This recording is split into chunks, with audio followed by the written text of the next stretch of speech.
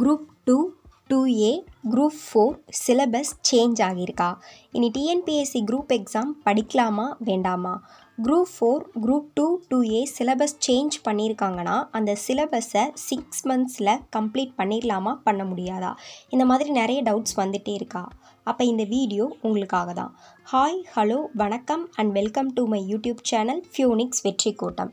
Group 2 2A group 4 சிலபஸில் என்னென்ன changes வந்திருக்குங்கிறத தான் இந்த வீடியோவில் இப்போ நம்ம பார்க்க போகிறோம். வாங்க வீடியோக்குள்ளே போகலாம். அதாவது ஃபஸ்ட்டு குரூப் 4 சிலபஸ் சொல்லிடுறேன்.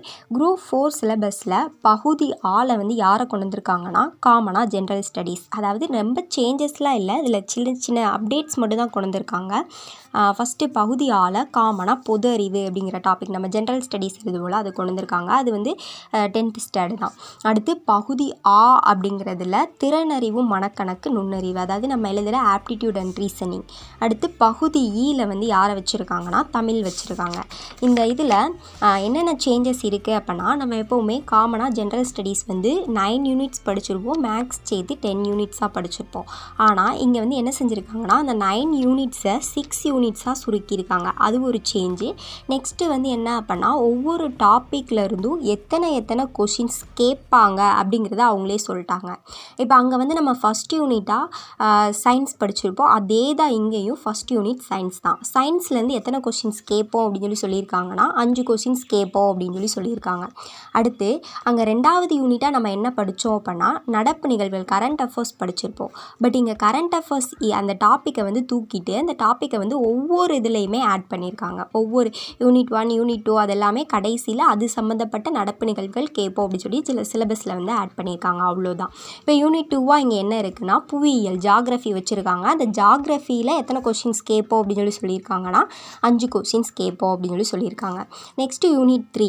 யூனிட் 3 வந்து நமக்கு இங்கே என்ன கொடுத்துருக்காங்கன்னா நியூ சிலபஸில் அப்டேட் பண்ணதில் இந்தியாவின் வரலாறு, பண்பாடு அப்படின்னு சொல்லி நம்ம ஓல்டு 4th யூனிட் படித்தோம்ல அதையும் ப்ளஸ் இந்திய தேசிய இயக்கம் ஓல்டில் நம்ம 7th யூனிட் படித்தோம்ல இந்த ரெண்டையுமே கம்பைன் பண்ணி யூனிட் 3ஆக கொடுத்துருக்காங்க.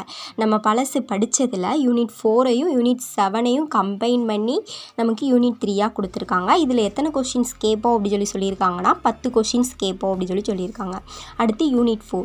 யூனிட் 4 வந்து நம்ம அங்கே யூனிட் 5ஆக படித்த இந்தியன் பாலிட்டி, இந்திய ஆட்சியல். இந்த இந்திய ஆட்சியல் அதே தான், வேறு எதுவுமே மாற்றலை. இந்த மாதிரி டாப்பிக்கை மட்டும் கம்பைன் பண்ணி கொடுத்துருக்காங்க, அவ்வளோதான்.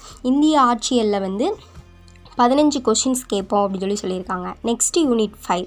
யூனிட் 5ல் வந்து இந்திய பொருளாதாரம் நம்ம அங்கே படித்த ஓல்டு யூனிட்டில் வந்து 6ஐயும் நெக்ஸ்ட்டு யூனிட் 9ஐயும் கம்பைன் பண்ணி யூனிட் 5ஆக கொடுத்துருக்காங்க. யூனிட் அங்கே வந்து நம்ம ஓல்டு யூனிட் 6 வந்து இந்திய பொருளாதாரம் மற்றும் ஓல்டு யூனிட் 9 வந்து தமிழ்நாட்டில் வளர்ச்சி நிர்வாகம் படித்தோமோ அது ரெண்டையுமே கம்பைன் பண்ணி யூனிட் 5ஆக கொடுத்துருக்காங்க. இதில் இருந்து 20 கொஷின்ஸ் கேட்போம் அப்படின்னு சொல்லியிருக்காங்க. Next unit 6.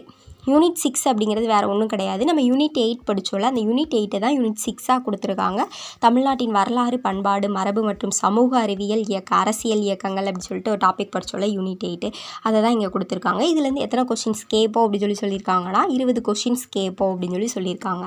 அவ்வளோதான். அங்கே 9 யூனிட்ஸ் படித்தோம், அதில் கரண்ட் அஃபேர்ஸை எல்லா டாப்பிக்லேயுமே கடைசியில் ஆட் பண்ணியிருக்காங்க. இப்போ சயின்ஸ் இருக்குன்னா சயின்ஸில் அது சம்மந்தப்பட்ட நடப்பு நிகழ்வுகள் நாங்கள் கேட்போம் அப்படின்னு சொல்லிட்டு சயின்ஸில் லாஸ்ட்டு ஒரு ஹெட்டிங் ஆட் பண்ணியிருக்காங்க. நெக்ஸ்ட்டு ஜாகிரஃபி யூனிட் 3 எல்லாத்துலேயுமே ஒவ்வொரு டாபிக் ஆட் பண்ணியிருக்காங்க. இதே மாதிரி செகண்டு மேக்ஸு பகுதியா பார்ட் பியில் வந்து மேக்ஸ் வச்சுருக்காங்க. மேக்ஸில் வந்து நம்ம எப்போவுமே என்ன செஞ்சுருவோம்னா ஆப்டிடியூடுக்கு தான் இம்பார்ட்டன்ஸ் கொடுப்போம், ரீசனிங்க்கு வந்து இம்பார்ட்டன்ஸ் கொடுக்க மாட்டோம். பட் இப்போ வந்து நம்ம கண்டிப்பாக ரெண்டுக்குமே ஒரே அளவு இம்பார்ட்டன்ஸ் கொடுத்து தான் ஆகணும். ஏன்னா ஆப்டிடியூட்லேருந்து திறனறிவுலேருந்து எத்தனை கொஷின்ஸ் கேட்போன்னு சொல்லியிருக்காங்கன்னா 15 கொஷின்ஸ் கேட்போன்னு சொல்லியிருக்காங்க. அதே மாதிரி ரீசனிங்ஸ்லேருந்து எத்தனை கொஷின்ஸ் கேட்போன்னு சொல்லியிருக்காங்கன்னா 10 கொஷின்ஸ் கேட்போன்னு சொல்லியிருக்காங்க.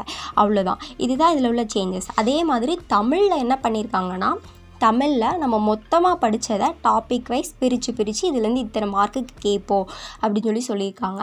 இலக்கணத்துக்கு அதிக வெயிட்டேஜ் கொடுத்துருக்காங்க. இப்போ இலக்கணத்தில் வந்து ஸ்ட்ராங்காக இருக்கிறவங்க தமிழில் ஈஸியாக நிறைய மார்க் வாங்கலாம், இலக்கணத்துக்கு அதிக வெயிட்டேஜ் கொடுத்துருக்காங்க. அவ்வளோதான். இதே மாதிரி தான் குரூப் 2 சிலபஸும்.